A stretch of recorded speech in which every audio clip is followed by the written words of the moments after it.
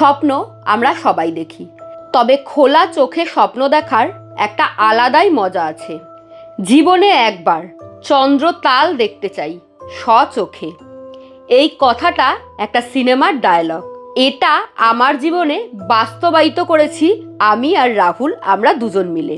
Spiti valley বা middle land তিব্বত এবং ভারতের মধ্যিখানের অংশ। এই স্পিতি ভ্যালি ঘোরা এবং স্বচোখে দেখার স্বপ্ন নিয়ে জুন মাসের 15 তারিখ জার্নি স্টার্ট করলাম কলকাতা থেকে স্পিতি ভ্যালির উদ্দেশ্যে। স্পিতি ভ্যালি যেখানে হিন্দু ধর্ম এবং বৌদ্ধ ধর্মের সংমিশ্রণ চোখে পড়ে। স্পিতি ভ্যালি যেখানে রয়েছে অসাধারণ পাহাড়ি নদীর আঁকা বাঁকা বয়ে চলা। স্পিতি ভ্যালি যেখানে রয়েছে লাদাখের মতো ক্রূর প্রাকৃতিক রূপ। স্পিতি ভ্যালি যেখানে রয়েছে পৃথিবীর সবচেয়ে উচ্চতম পোস্ট অফিস, যেখানে রয়েছে উচ্চতম মোটরেবল রোড, যেখানে রয়েছে উচ্চতম পেট্রোল পাম্প, আরও কত কি। এই সব কিছু স্বচোখে দেখব এবং অনুভব করব। তার সাথে ওই যে প্রথমেই বললাম নীল একটা জলাশয় যা সপ্তমী তিথির এক ফালি চাঁদের মতো দেখতে লাগে, সেটাকে স্বচোখে দেখব। এত হাই অ্যালটিটিউডে জার্নি করার জন্য যা যা প্রিকশন নেওয়া দরকার সব নিয়েছি এবং এই ভিডিওতে আপনাদেরকে সেগুলো সাজেস্টও করব যথাসম্ভব। কত টাকা খরচ হলো, কোন কোন জায়গায় আমরা স্টে করলাম, কোন সময় যাওয়া সবচেয়ে ভালো, কি কি দেখবেন, কোথায় থাকবেন, সমস্ত ইনফরমেশন রয়েছে আমাদের এই ভিডিওতে। চলুন ভিডিওটা শুরু করি। আমি জানি আমরা যতটা এক্সাইটেড আপনারাও ঠিক ততটাই এক্সাইটেড আমাদের সাথে ঘোরার জন্য। আমরা এই ট্যুরটা করেছিলাম 7 নাইট 8 ডেজের, তবে হাতে সময় কম থাকলে দিন কম বেশি করা যাবে। সম্পূর্ণ ট্যুরে কোন কোন জায়গায় স্টে করব সেই রুট ম্যাপটা একটু ভালোভাবে বুঝে নিই। প্রথম দিন চণ্ডীগড় থেকে চলে যাব নারকান্ডাতে, সেখানেই নাইট স্টে করব। এরপর নারকান্ডা থেকে চলে যাব দ্বিতীয় দিন সাংলার উদ্দেশ্যে। তৃতীয় দিন সাংলা থেকে চলে যাব কল্পার উদ্দেশ্যে। কল্পা থেকে চতুর্থ দিন চলে যাব হুরলিং এবং পঞ্চম দিন আমরা স্টে করব কাজায়। ষষ্ঠ দিন আমরা স্টে করব লোসারে। এই স্টেটা আপনারা লোসারে না করে চন্দ্রতালেও করতে পারেন। এবং লাস্ট অর্থাৎ সপ্তম দিন আমরা স্টে করব মানালিতে। এর সাথে সাথেই আমাদের ট্যুরটা অলমোস্ট শেষ হয়ে যাচ্ছে। চন্দ্রতাল লেক ট্যুর করার জন্য সময় জেনে নেওয়াটা খুব জরুরি। চন্দ্রতাল পর্যন্ত সম্পূর্ণ ট্যুরটা করতে চাইলে বেস্ট সময় হচ্ছে জুন মাসের মাঝামাঝি থেকে অক্টোবরের ফার্স্ট উইক পর্যন্ত। যদি বরফ দেখতে চান তাহলে মার্চ, এপ্রিল এবং নভেম্বর এই 3টে মাসে বরফ দেখতে পাওয়ার চান্স থাকে। তবে সম্পূর্ণটাই কিন্তু ওয়েদারের ওপর ডিপেন্ড করে, কারণ বরফ কখন পড়বে না পড়বে সেটা তো এইভাবে বলা কখনোই সম্ভব নয়। বেশি বরফ পড়লে চন্দ্রতাল বন্ধ করে দেওয়া হয়, তাই এই সময় ট্যুরটা কাজা পর্যন্ত অথবা কল্পা পর্যন্ত হয়ে থাকে। স্পিতি যাওয়ার জন্য সবচেয়ে ভালো ট্রেন যা একেবারে আপনাকে এক ট্রেনেই নামিয়ে দেবে সেরকম ট্রেন হলো 13051 নেতাজি এক্সপ্রেস, যা হাওড়া রেলওয়ে স্টেশন থেকে রাত 9:55 নাগাদ ছাড়ে এবং 27 ঘন্টা 40 মিনিটের জার্নি কভার করে 1:35 নাগাদ চণ্ডীগড়ে পৌঁছে দেবে। আপনারা চণ্ডীগড়েও নামতে পারেন, আবার কলকাতাতেও নামতে পারেন। দুটো জায়গা থেকেই আপনাদের জার্নি স্টার্ট করতে পারেন। নেতাজি এক্সপ্রেসের স্লিপার ক্লাসের ভাড়া 725 টাকা করে জনপ্রতি, এসি 3 টায়ারের ভাড়া 1865 টাকা করে জনপ্রতি। এছাড়া এসি 2 টায়ার এবং এসি ফার্স্ট ক্লাসের সুবিধা রয়েছে এই ট্রেনে। এছাড়া যদি এই ট্রেনটি আপনারা না পান তাহলে হাওড়া থেকে বেশ অনেকগুলি ট্রেন রয়েছে আম্বালা ক্যান্ট যাওয়ার জন্য। সেই ট্রেনে করেও আপনারা আম্বালা ক্যান্ট পর্যন্ত পৌঁছতে পারেন। তবে যেহেতু চণ্ডীগড় থেকে আম্বালা ক্যান্ট বেশ খানিকটা দূরে অবস্থিত, তাই আম্বালা ক্যান্ট থেকে আপনারা জার্নি স্টার্ট করলে গাড়ি ভাড়া কিন্তু বেশ অনেকটা বেশি পড়বে। এছাড়া আপনারা ট্রেনে করে দিল্লি পৌঁছে দিল্লি থেকে বাসে করে সিমলা পৌঁছতে পারেন এবং সিমলা থেকে আপনাদের জার্নি স্টার্ট করতে পারেন, অথবা দিল্লি থেকে বাই রোডেও শুরু করতে পারেন, কিন্তু খরচাটা অনেকটাই বেড়ে যাবে। এছাড়া আপনারা ফ্লাইটে করে চণ্ডীগড় ইন্টারন্যাশনাল এয়ারপোর্ট পৌঁছে সেখান থেকেও জার্নি স্টার্ট করতে পারেন। তবে খেয়াল রাখতে হবে যেই পথে বা যেইভাবেই আপনারা জার্নি স্টার্ট করুন আপনারা যেন সিমলা সকাল সকাল পৌঁছে যান এবং সেখান থেকে নারকান্ডা, যেটা আমাদের এই ট্যুরের প্রথম স্টে, তার জন্য তাড়াতাড়ি রওনা দেন, কারণ এই দূরত্বটা অল্প হলেও বেশ অনেকগুলি সাইট সিন রয়েছে রাস্তায়। তা দেখে নারকান্ডার হোটেলে পৌঁছতে পৌঁছতে সন্ধে হয়ে যেতে পারে। রেলওয়ে স্টেশনের বাইরেই পেয়ে যাবেন আপনি গাড়ি। আমরা আমাদের আগে থেকে ঠিক করে রাখা গাড়িতে চেপে বসলাম। গাড়ি সম্পূর্ণ ট্যুরের জন্য একেবারে বুক করে নেওয়াই শ্রেয়, কারণ তাতে খরচাটা কম পড়ে এবং যে ড্রাইভারের সাথে আপনি ঘুরছেন তার সাথে একটা বিশ্বস্ত সম্পর্ক গড়ে ওঠে। পার ডে হিসেবে গাড়ি ভাড়া অ্যাপ্রক্সিমেটলি 4,500 থেকে 5,000 টাকা মতো পড়তে পারে। চণ্ডীগড় থেকে নারকান্ডার দূরত্ব 168 কিলোমিটার। সময় লাগবে ওই 5 থেকে 5.5 ঘন্টা মতো, তবে আরও বেশি সময়ই লাগবে কারণ আমরা রাস্তায় কিছু সাইট সিন করব। যারা এই জার্নিটা সিমলা থেকে স্টার্ট করবেন তাদের ডিস্টেন্সটা অনেকটাই কম পড়বে। রাস্তায় যাওয়ার পথে কিছু সাইট সিন রয়েছে, যেরকম কুফরি এবং গ্রিন ভ্যালি। কুফরিতে হাতে সময় থাকলে ঘোড়ায় করে আপনারা ওপরে যেতে পারেন। ওপরে কিছু অ্যাক্টিভিটিস পাবেন এবং কিছু কেনাকাটার দোকান, খাবার দাবারের দোকান পাবেন। তবে ওপরে যাওয়ার জন্য কিন্তু এখানে ঘোড়া রয়েছে অপশানে। ঘোড়ায় করে যাওয়া আসার খরচা পড়ে 500 টাকা জনপ্রতি এবং রাস্তা খুবই খারাপ। কুফরি ঘুরে আমরা এসে দাঁড়ালাম গ্রিন ভ্যালির সামনে। এখান থেকে দারুণ সুন্দর মন মাতানো একটা ভ্যালি ভিউ পাওয়া যায়, যেটা দাঁড়িয়ে অনেকক্ষণ দেখতে আপনাদের বেশ ভালো লাগবে। এরপর আমরা রাস্তায় একটি জায়গায় দাঁড়িয়ে ব্রেকফাস্ট সেরে নিলাম। ব্রেকফাস্টে আলুর পরোটা, ম্যাগি, পুরি সবজি এই সমস্ত নিতে পারেন, তাহলে খরচাটা অনেকটাই কম পড়বে। অ্যাপ্রক্সিমেটলি 60 থেকে 65 টাকার মধ্যে আপনাদের খরচা চলে আসবে জনপ্রতি। এরপর আমরা সোজা চলে গেলাম নারকান্ডাতে যেই হোটেলে আমরা স্টে করব সেই হোটেলের উদ্দেশ্যে। আমাদের এই ট্যুর প্যাকেজের ভেতরে ব্রেকফাস্ট এবং ডিনার ইনক্লুডেড ছিল, লাঞ্চ আলাদা করে করতে হয়েছে। আমরা এই দিন লাঞ্চটা হোটেল থেকেই অর্ডার করেছিলাম যাতে আমাদের সময় কিছুটা বেঁচে যায় এবং নারকান্ডার যে সাইট সিনগুলো রয়েছে সেগুলো আমরা তাড়াতাড়ি করতে বেরোতে পারি।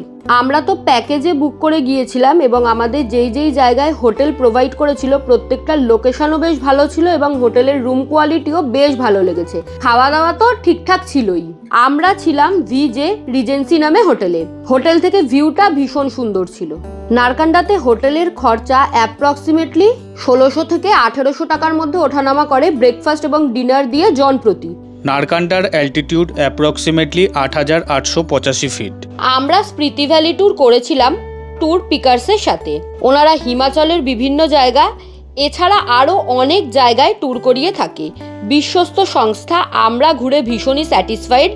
আপনারা যদি কোনো বিশ্বস্ত সংস্থার সাথে ট্যুর করতে চান তাহলে ওনাদের সাথে যোগাযোগ করতে পারেন। স্ক্রিনে ফোন নাম্বার দেওয়া রইল।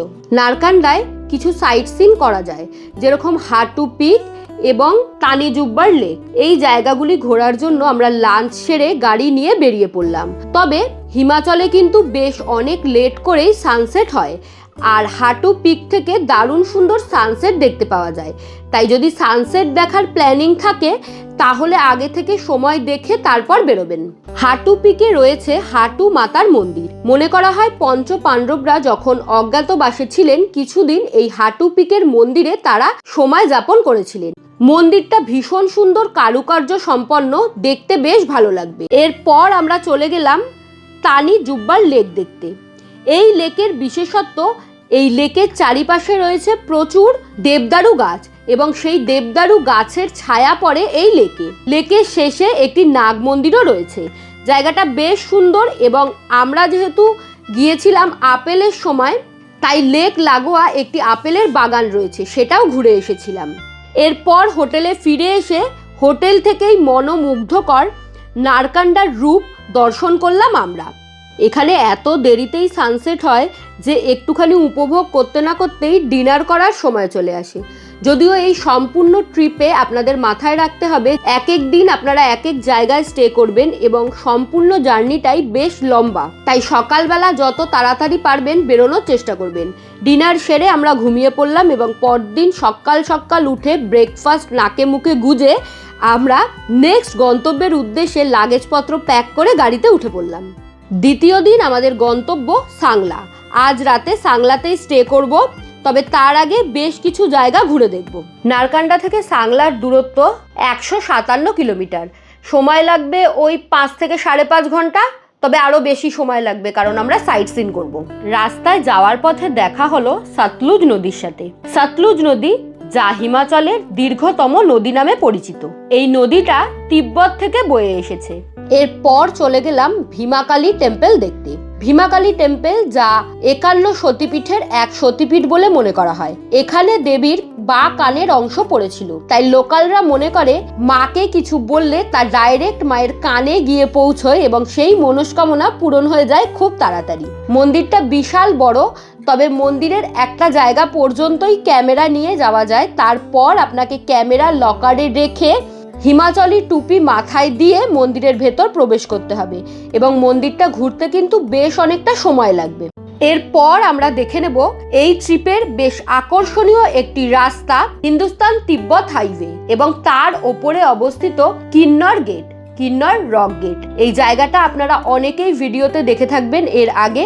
এখানে প্রচুর মানুষ ছবি তোলে, বিভিন্ন রকম ভিডিও করে। রাস্তায় যাওয়ার পথে বাঁ হাতে পড়লো কারচাম ড্যাম। এখানে দুটি নদী রয়েছে, একটা সতলুজ নদী আর একটা হচ্ছে বাসপা রিভার। এই দুটি নদীর ওপরে গঠিত এই ড্যামটা দেখতে বেশ ভালো লাগবে। স্পিতি ভ্যালি সম্পূর্ণ ট্যুরটার মেন ইউএসপি হলো তার প্রাকৃতিক সৌন্দর্য। গাড়ি করে যাওয়ার পথে এক মুহূর্তও আপনারা চোখ বন্ধ করতে পারবেন না, এই গ্যারান্টি আমি দিতে পারি। আজকে থাকার ঠিকানা সাংলাতে যে হোমস্টেতে থাকবো সেখানে পৌঁছে গেলাম আমরা।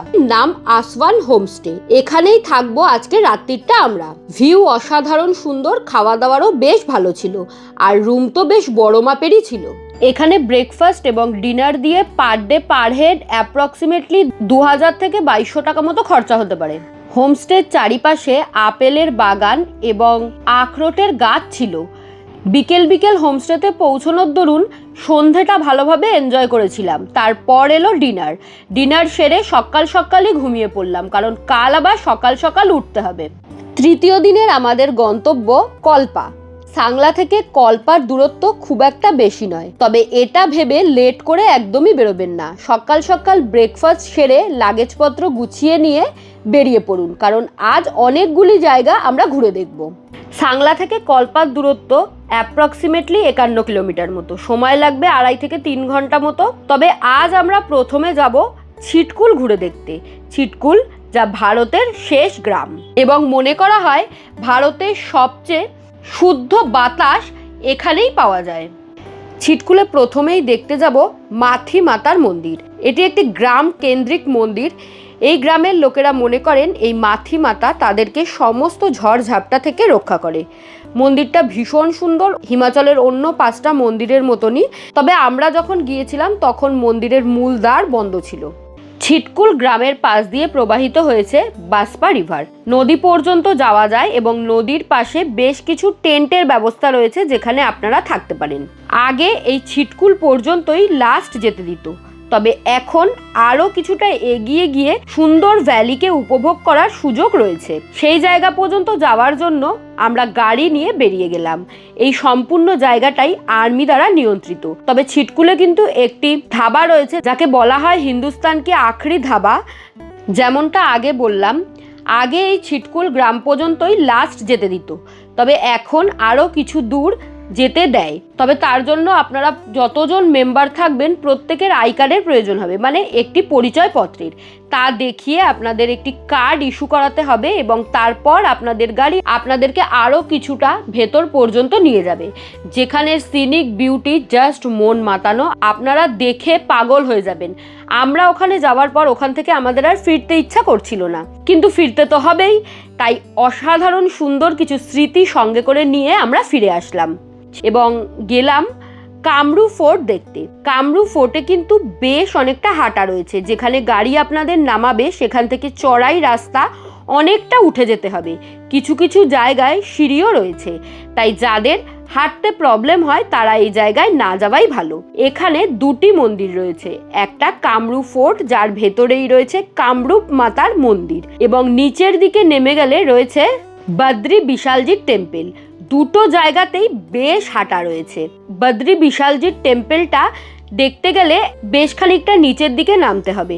মন্দিরটা হিমাচলের আর 5টা মন্দিরের মতো অসাধারণ সুন্দর কাঠের কারুকার্যময়। মন্দিরের মূল দ্বার বেশিরভাগ সময়ই বন্ধ থাকে। বদ্রী বিশালজি মানে ভগবান বিষ্ণুকে উৎসর্গ করা এই মন্দিরটা বেশ অন্যরকম, আপনাদের ভালো লাগবে।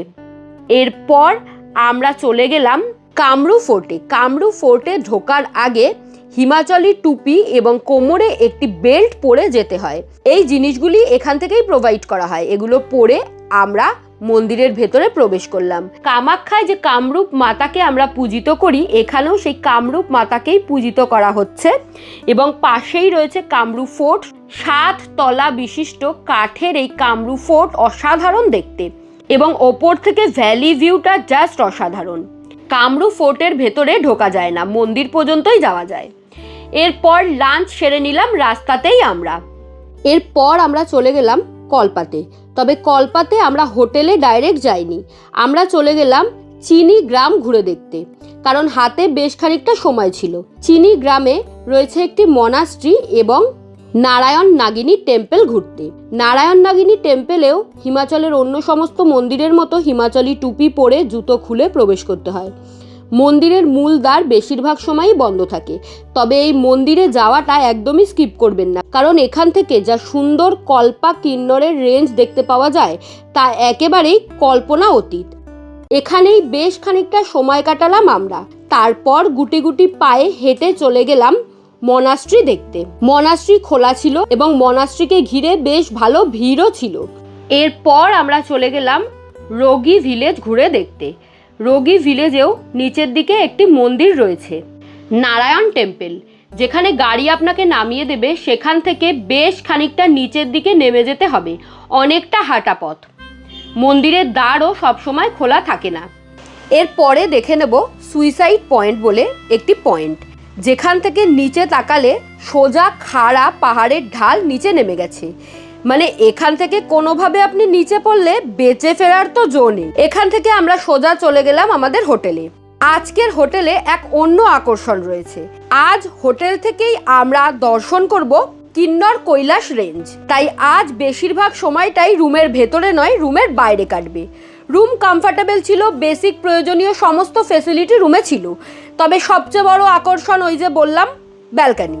ব্যালকানিতেই সারা সন্ধেটা আমরা কাটিয়েছি, যতক্ষণ অন্তত আকাশে আলো ছিল ততক্ষণ। কিন্তু শিব ঠাকুরের দর্শন পাওয়া এত সোজা নয়, তাই ওই দিন আমাদেরকে উনি দর্শন দেননি। আমরা মন খারাপ নিয়ে ডিনার সেরে ঘুমিয়ে পড়লাম। হোমস্টের খরচ অ্যাপ্রক্সিমেটলি 1800 থেকে 2000 টাকা মাথা পিছু, ব্রেকফাস্ট এবং ডিনার ইনক্লুডেড।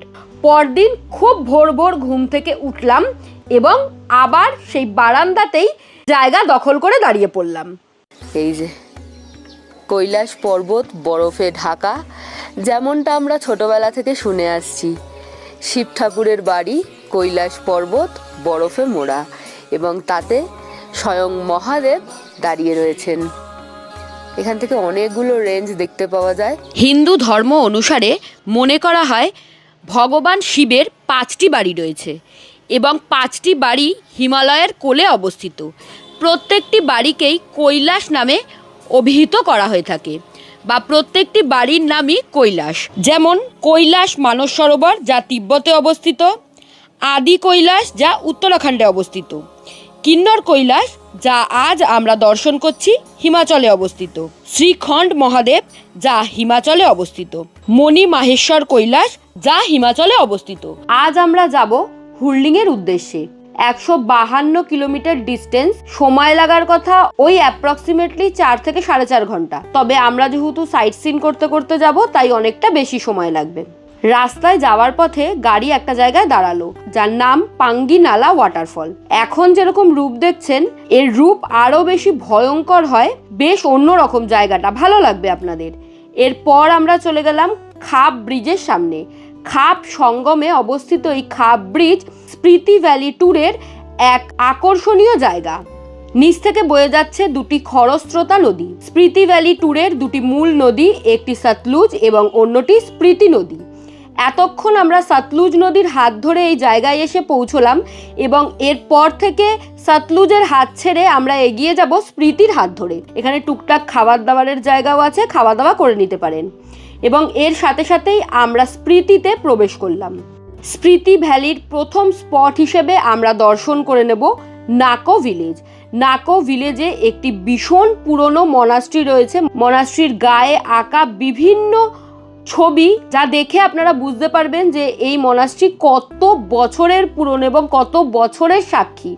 গ্রামটা অসাধারণ সুন্দর। গ্রামের ভেতর দিয়ে পায়ে হেঁটে আপনাদেরকে নাকো লেক পর্যন্ত যেতে হবে। প্রত্যেকটি বাড়ি পাথর দিয়ে তৈরি, বেশ অন্যরকম। এবং নাকো লেকটা একেবারে সবুজে ঘেরা, অসাধারণ সুন্দর। এখানে দেখলাম বোটিংও হচ্ছিল, আপনারা চাইলে বোটিং করতে পারেন। তবে আমরা বোটিং করিনি, একটা ছায়াওয়ালা জায়গা খুঁজে বেশ খানিকক্ষণ চুপচাপ বসেছিলাম। নাকো লেকটা ওপর থেকে দেখতে আরও বেশি সুন্দর লাগে পাখির চোখে। এরপর একটা দোকান দেখে আমরা লাঞ্চ সেরে নিলাম। এর পরের গন্তব্য হলো স্পিতি ভ্যালি ট্যুরের অন্যতম আকর্ষণীয় জায়গা গিউ মনাস্ট্রি। এখানে ঢোকার জন্য পার হেড 30 টাকা করে টিকিট কাটতে হয়, যা পার্কিংয়েই আপনাদের থেকে নিয়ে নেওয়া হবে। এরপর পার্কিং থেকে 3-4 মিনিট হেঁটে আপনাদেরকে মনাস্ট্রি পর্যন্ত যেতে হবে। গিউ মনাস্ট্রিতে প্রায় 500 বছরেরও বেশি পুরনো একটি তিব্বতী মমি রাখা রয়েছে। মমিটি সাংঘা তেনজিনের। উনি এই গ্রামের জন্য অনেক আত্মত্যাগ করেছিলেন এবং পরে এই গ্রামকে রক্ষার্থে তিনি নিজেকে আস্তে আস্তে সমাধিস্থ করেন এবং তিব্বতী মমিতে পরিণত হয়। এখান থেকে তিব্বতের বর্ডার একেবারেই কাছে এবং অনেক সময় এখানে ফোনের টাইমিংও তিব্বতের টাইমিংয়ের সাথে ম্যাচ খেয়ে যায়, দেখায় সেই রকমই। যাই হোক, এরপর আমরা আজকের দিনের যে স্টে করব যে হোটেলে, সেই হোটেলে এসে পৌঁছে গেলাম। হোটেলের নাম ড্রিমল্যান্ড।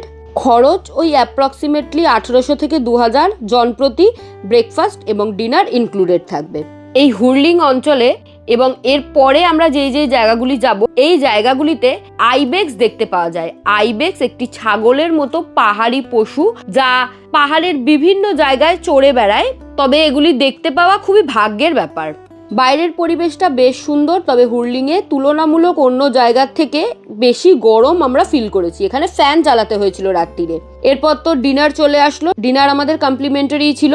ডিনার করে আমরা ঘুমিয়ে পড়লাম। নেক্সট মর্নিং ব্রেকফাস্ট সেরে লাগেজপত্র গুছিয়ে আমরা আবার বেরিয়ে পড়লাম নতুন গন্তব্যের উদ্দেশ্যে। আজকে যাব কাজায়। হুরলিং থেকে কাজার দূরত্ব মাত্র 67 কিলোমিটার। হুরলিং থেকে চেক আউট করে আমরা এখন যাব টাবোর উদ্দেশ্যে।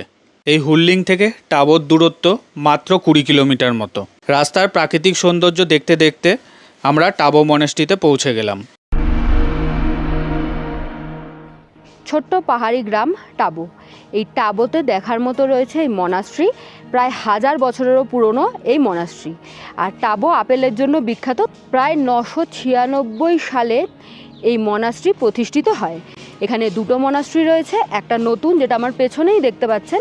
এই মনাস্ট্রিতে সাধারণের প্রবেশ নিষেধ। এপাশে রয়েছে একটা সুন্দর বড় শান্তিস্তূপা, আর ওপাশে রয়েছে পুরনো মনাস্ট্রি। পুরনো মনাস্ট্রির স্পেশালিটি হচ্ছে পুরনো মনাস্ট্রিটা পুরোটাই মাটির। টাবো মনাস্ট্রি ইউনেস্কো ওয়ার্ল্ড হেরিটেজ দ্বারা স্বীকৃত। এই টাবোতেও আপনারা চাইলে থাকতে পারেন। এখানেও প্রচুর থাকার জন্য হোটেল আছে।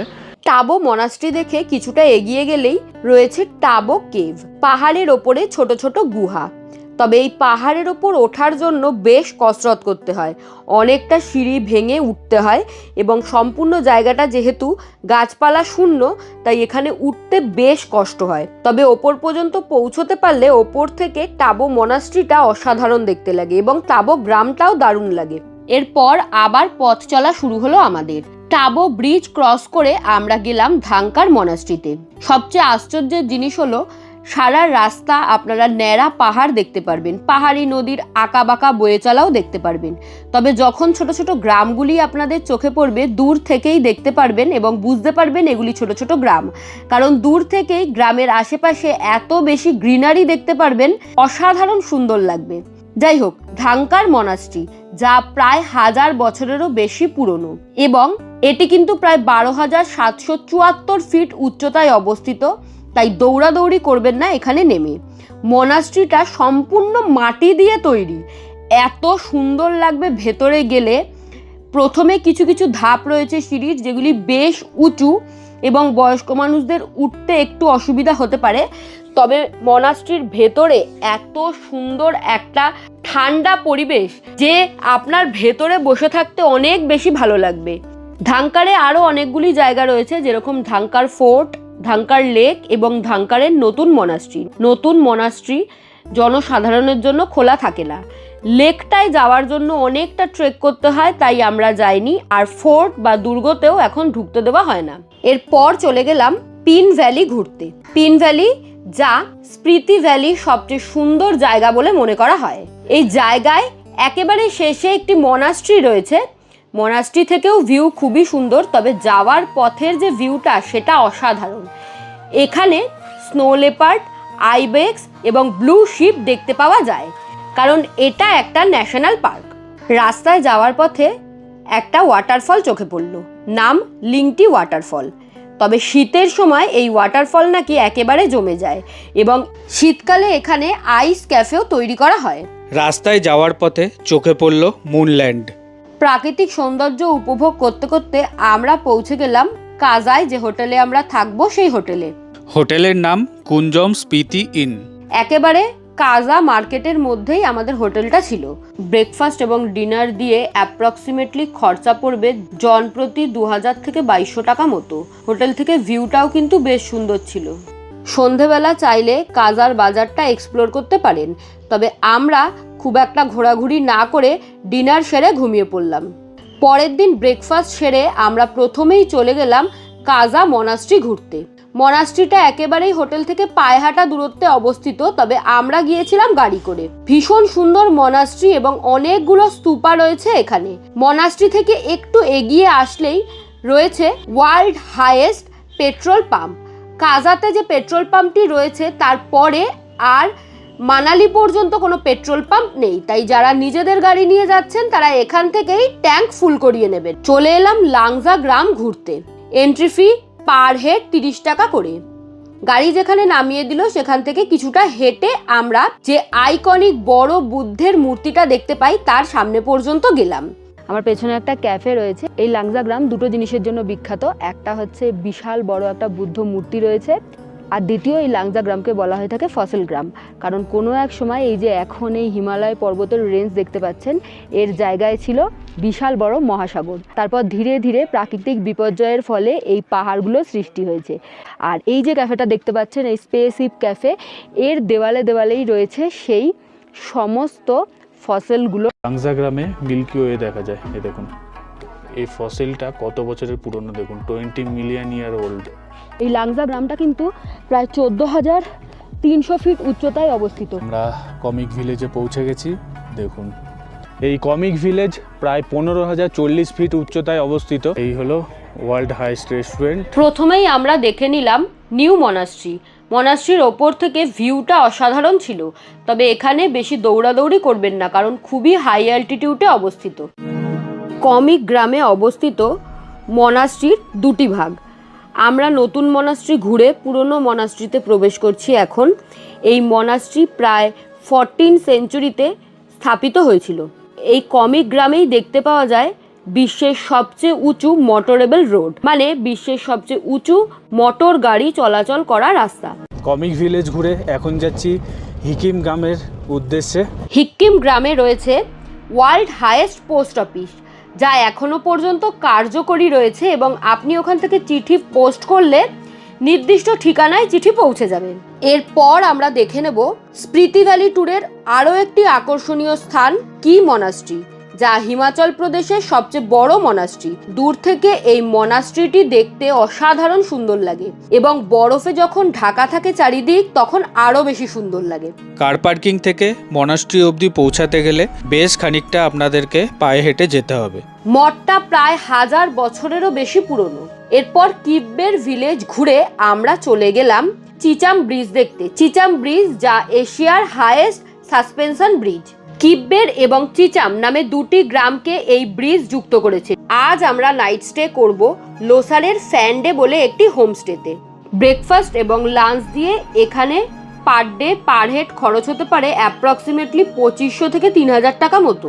আপনারা চাইলে লোসারের লাস্ট দিন স্টে না করে এই স্টেটা করতে পারেন চন্দ্রতালের কিছুটা আগে টেন্টে। তবে একটা জিনিস খেয়াল রাখবেন, চন্দ্রতাল হাই অ্যালটিটিউডে হওয়ার দরুন এখানে কিন্তু রাত্রিবেলায় বেশ ব্রিদিংয়ের প্রবলেম হয়। পরদিন একেবারে ভোর ভোর উইদাউট ব্রেকফাস্ট মানে ব্রেকফাস্ট না করেই আমরা বেরিয়ে গেলাম চন্দ্রতালের উদ্দেশ্যে, কারণ আজ বিশাল বড় একটা জার্নি রয়েছে। প্রথমে আমরা লোসার থেকে চন্দ্রতাল দেখব এবং সেখান থেকে সোজা চলে যাব মানালির উদ্দেশ্যে। যাওয়ার পথে প্রথমেই পড়ল কুঞ্জুম পাস। কুঞ্জুম পাসে রয়েছে কুঞ্জুম মাতার মন্দির। প্রীতি এবং লাহুল জেলার একেবারে বর্ডার এরিয়া এই কুঞ্জুম পাস। স্প্রিতিকে টাটা জানিয়ে আমরা লাহুল জেলায় প্রবেশ করলাম এবং ল্যান্ডস্কেপ আরও একবার পাল্টে গেল। বিভিন্ন ওয়াটার বডি ক্রস করতে করতে বিভিন্ন ভয়ানক রাস্তা দেখতে দেখতে চন্দ্র নদীর পাশ দিয়ে আমরা চলে আসলাম চন্দ্রতালে। চন্দ্রতালে ঢোকার আগে একটি টিকিট কাউন্টার থেকে পার হেড 150 টাকা করে টিকিট কাটতে হলো, কারণ চন্দ্রতাল একটি ওয়াইল্ড লাইফ স্যাঞ্চুয়ারি, তাই ওয়াইল্ড লাইফ স্যাঞ্চুয়ারির ভেতরে ঢোকার সময় আপনাদের টিকিট কাটতে হবে। গাড়ি এরপর আমাদের বেশ খানিকটা এগিয়ে নিয়ে গিয়ে পার্কিংয়ে দাঁড়িয়ে গেল। যেখানে দাঁড়ালো সেখান থেকে আমাদের প্রায় 10 থেকে 15 মিনিট মতো হেঁটে চন্দ্রতাল পর্যন্ত যেতে হবে। রাস্তা খুব একটা বেশি খাড়া নয়, একটু খাড়াই আবার একটু উতরাই রয়েছে। প্রায় 14,100 ফিট উচ্চতায় অবস্থিত এই চন্দ্রতাল লেক, যা দেখে মন আপনার ভরে যাবে। তবে এখানে শ্বাসকষ্ট হতে পারে, তাই সঙ্গে করে অক্সিজেন ক্যান ক্যারি করা মাস্ট। পায়ে হেঁটে চন্দ্র নদীকে পার করে আমরা চন্দ্রতাল পর্যন্ত পৌঁছলাম। এত সুন্দর একটা নীল জলের লেক, যেখানে বেশ খানিকক্ষণ আপনার নিজের সাথে নিজের সময় কাটাতে ইচ্ছা করবে। চন্দ্রতাল, যা ওপর থেকে দেখতে সপ্তমী তিথির একফালি চাঁদের মতো লাগে, তাই একে বলা হয় চন্দ্রতাল। মনে করা হয় যুধিষ্ঠির স্বর্গের জন্য রথে করে এই চন্দ্রতাল থেকেই যাত্রা করেছিলেন এবং লোকালরা মনে করে পূর্ণিমার রাত্রে এই চন্দ্রতালে পরীরা আসে। চন্দ্রতাল লেক ঘুরে আমরা মানালির উদ্দেশ্যে রওনা দিলাম। রাস্তায় চাচা চাচি ধাবা নামে একটি ধাবাতে লাঞ্চ সেরে নিলাম। এরপর আমাদের গাড়ি আবার ছুটে চলল। আমরা অটল টানেল ক্রস করে মানালিতে প্রবেশ করলাম। মানালিতে আমাদের স্টে ছিল সাবা মানালি ইন বলে একটি হোটেলে। আমরা বিকেল বিকেল নাগাদই মানালি পৌঁছে গিয়েছিলাম এবং এখানে আমাদের ডিনার আগে থেকেই কমপ্লিমেন্টারি ছিল। সন্ধেবেলা আপনারা চাইলে রেস্টও নিতে পারেন, আবার মানালি মল রোডটাও ঘুরে আসতে পারেন। এখান থেকে একেবারেই পায়ে হাঁটা ডিস্টেন্সে অবস্থিত মল রোড। মানালিতে হোটেল অ্যাপ্রক্সিমেটলি 2 থেকে 3,000 টাকার মধ্যে পাওয়া যায়, শুধু হোটেলের খরচ, ব্রেকফাস্ট এবং ডিনার দিয়ে নয়। আমরা একটু মল রোড ঘুরে তারপরে এসে ডিনার সেরে ঘুমিয়ে পড়লাম, কারণ পরের দিন আমাদের কলকাতা ফেরার ট্রেন রয়েছে চণ্ডীগড় রেলওয়ে স্টেশন থেকে। লাস্ট দিন ব্রেকফাস্ট সেরে আমরা সকাল সকাল চণ্ডীগড়ের উদ্দেশ্যে বেরিয়ে পড়লাম। মানালি থেকে চণ্ডীগড় যেতে অ্যাপ্রক্সিমেটলি 8 থেকে 9 ঘন্টা সময় লাগার কথা। যদি জ্যাম হয় তাহলে এই টাইমটা আরও বাড়বে। চণ্ডীগড় থেকে রাত 1:25 নেতাজি এক্সপ্রেস ধরে আমরা কলকাতা ফিরেছিলাম। আপনারা আমবালা ক্যান্ট থেকেও ফিরতে পারেন, তাহলে ট্রেনের অপশন অনেক বেশি পাবেন। 7 নাইট 8 ডেজের এই ট্যুরের 6 জন একটা গাড়িতে গেলে অ্যাপ্রক্সিমেটলি কত খরচা পড়তে পারে জনপ্রতি, তারই একটা রাফ হিসেব এখানে দেওয়া হলো। ট্রেনের যদি থার্ড এসির ভাড়া আমরা ধরি, তাহলে জনপ্রতি যাওয়া এবং আসার এক এক পিটের ভাড়া 1,865 টাকা করে। তার মানে যাওয়া আসা নিয়ে পড়ছে 3,730 টাকা। এই খরচাটা অনেকটাই কমে যাবে যদি আপনারা স্লিপারে যান। এবার আসি গাড়ির খরচায়। আমি আগেই বলেছি, পার ডে হিসেবে গাড়ি অ্যাপ্রক্সিমেটলি 4,500 থেকে 5,000 টাকা চার্জ করে থাকে 6 সিটার গাড়ি। আমি যদি 4,500 টাকাও ধরি, তাহলে তাকে 6 দিয়ে ভাগ করলে পার ডে এক একজনের খরচা দাঁড়াচ্ছে 750 টাকা করে। 750 ইন্টু 8 দিন, টোটাল 6,000 টাকা একজনের গাড়ির পেছনে খরচা হবে। হোটেল, ব্রেকফাস্ট এবং ডিনার দিয়ে আমি প্রত্যেক দিনের কস্ট বলে দিয়েছিলাম। 7 দিনের 7টা হোটেলের কস্ট আমি অ্যাপ্রক্সিমেটলি একটা ধরে পার হেডের হিসেব করেছি, যেটা দাঁড়াচ্ছে 14,000 টাকা। এভরিডে লাঞ্চের জন্য আমি ধরেছি 200 টাকা করে per head. 200 into 8 equal to 1,600 টাকা। এছাড়া এক্সট্রা একটা এক্সপেন্স ধরেছি, যেটা পার হেড 2,000 টাকা করে ধরেছি। এই সম্পূর্ণটা যোগ করে দাঁড়াচ্ছে 27,400 টাকা টোটাল পার হেডের কস্ট, যদি আপনারা 6 জন একটা গাড়িতে ট্রাভেল করেন। আমরা এই সম্পূর্ণ ট্যুরটা করেছিলাম ট্যুর পিকার্সের সাথে, এবং আমরা যেহেতু 2 জন গিয়েছিলাম তাই আমাদের কস্টিংটা একটু আলাদা ছিল, কিন্তু ওনাদের যে কস্টিং পড়ে 6 জন গেলে একটা গাড়িতে, সেটা দাঁড়ায় 16,800 টাকা করে পার হেড। আমার এটা পার্সোনালি মনে হয় যে বড় ট্যুরে অনেক বেশি হেডেক থাকে এবং অনেক ছোট ছোট জিনিস আমাদের প্ল্যান করতে হয়। তো সেই হেডেকটা আমরা না নিতে চাইলে ট্যুর এজেন্সির সাথে ট্যুর করা অনেক বেশি হ্যাসেল ফ্রি হয় এবং খরচাটাও কিছুটা কম হয়, কারণ তারা হোটেল এবং গাড়ির সাথে রেগুলার ডিলিং করে, তারা রেগুলার কাস্টমার দেয়, তাই তাদের কস্টটা কিন্তু অনেকটাই আলাদা হয়। ট্যুর পিকার্সের খরচার যে লিস্টটা, মানে 2 জন গেলে কত হবে, 4 জন গেলে কত টাকা খরচা হবে, অথবা 12 জন গেলে কত টাকা খরচা হবে, সেটা আমি স্ক্রিনে দিয়ে দিলাম। আর ফোন নাম্বার তো দেওয়াই রইলো, আপনারা চাইলে যোগাযোগ করে নিতে পারেন। এছাড়া এই ট্যুরটা আপনারা নিজেরাও করতে পারেন। সম্পূর্ণ ট্যুরের কস্টিং আমি আমার মতো করে দিলাম, কম বেশি হতে পারে। এর সাথে সাথে আমাদের এই ভিডিওটা আমরা এখানেই শেষ করছি। আশা করছি আমাদের এই ভিডিওটা আপনাদের ভালো লেগেছে। সর্বোপরি আপনাদের সমস্ত প্রশ্নের উত্তর আশা করি আমরা দিতে পেরেছি। যদি আরও কোনো কোয়েরি থাকে আমাদেরকে কমেন্ট সেকশনে জানাতে পারেন, আমরা যথাযথ উত্তর দেওয়ার চেষ্টা করব। ভিডিও ভালো লাগলে লাইক, শেয়ার এবং সাবস্ক্রাইব করে পাশে থাকবেন। Thank you for watching.